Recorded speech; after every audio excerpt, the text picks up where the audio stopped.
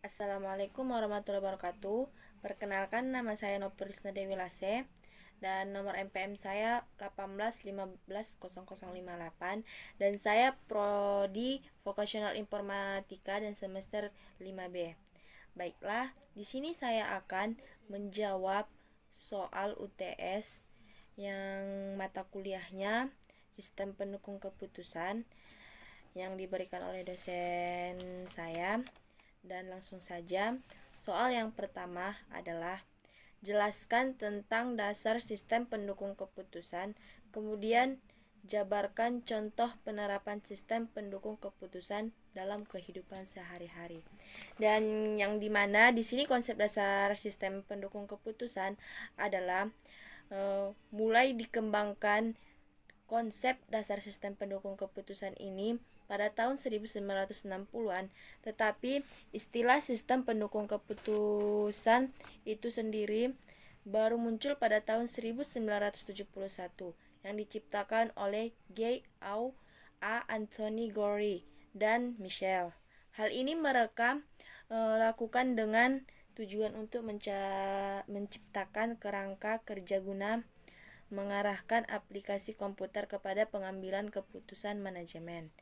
Dan di mana di sini sistem pendukung keputusan itu adalah sistem informasi berbasis komputer yang menyediakan dukungan informasi yang interaktif bagi manajer dan praktisi bisnis selama proses pengambilan keputusan. Dan adapun contohnya yang dalam kehidupan sehari-hari adalah keputusan pemesanan ulang persediaan yang dihadapi oleh kebanyakan bisnis.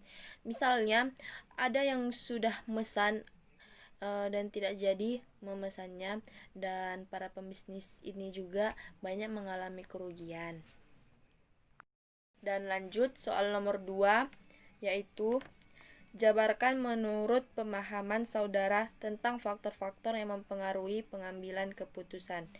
Dan di mana di sini menurut saya faktor-faktor yang mempengaruhi pengambilan keputusan ini misalnya faktor yang mempengaruhi pengambilan keputusan petani dalam penerapan pertanian padi organik. Faktor-faktornya mempengaruhi petani itu dalam penerapan pertanian padi organik dan seberapa jauh terdapat pertanian padi organik dan seberapa jauh terdapat hubungan yang signifikan antara faktor-faktor yang mempengaruhi pengambilan keputusan petani dengan pengambilan keputusan petani dalam penerapan pertanian pada organik. Dan soal yang nomor 3, komponen Decision Support System atau DSS terdiri dari 4 komponen, yaitu data manajemen, model manajemen, communication, knowledge management. Dan jelaskan 4 komponen DSS ini. Yang pertama ada manajemen data.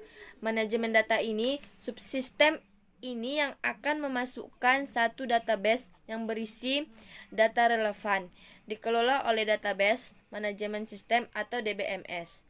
Dan yang kedua, manajemen model merupakan paket software yang memasukkan model keuangan, statistik, ilmu manajemen, model kuantitatif lainnya yang memberikan kapabilitas analitik dan manajemen software yang tepat. Dan yang ketiga, antarmuka pengguna atau communication.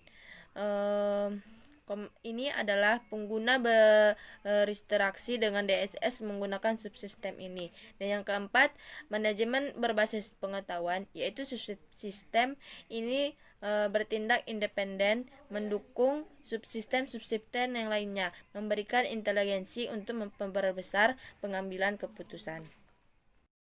Dan soal yang nomor 4, jelaskan secara ringkas mengenai isi materi makalah kelompok saudara sendiri. Yang dimana makalah kelompok saya sendiri berisi tentang manajemen analisis data. Dan di mana analisis data ini adalah suatu proses upaya pengelolaan data menjadi sebuah informasi baru agar karakteristik berguna untuk sosial solusi suatu permasalahan, khususnya yang berhubungan dengan penelitian.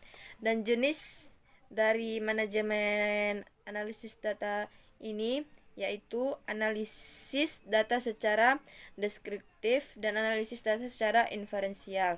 Dan dimanapun ada langkah-langkah analisis data ini, pengumpulan data, tahap editing, tahap coding, tahap pengujian, tahap mendeskripsikan data, dan tahap pengujian hipotesis. Dan ada pun juga keuntungan manajemen analisis data ini adalah untuk mendapatkan hasil pengukuran yang lebih jelas dan proses identifikasi lebih reliably. Dan cukup sekianlah yang dapat saya sampaikan. Apabila ada kata-kata saya yang kurang, saya mohon maaf, dan kepada Allah saya mohon ampun. Wabillahi taufiq wal hidayah. Wassalamualaikum warahmatullahi wabarakatuh.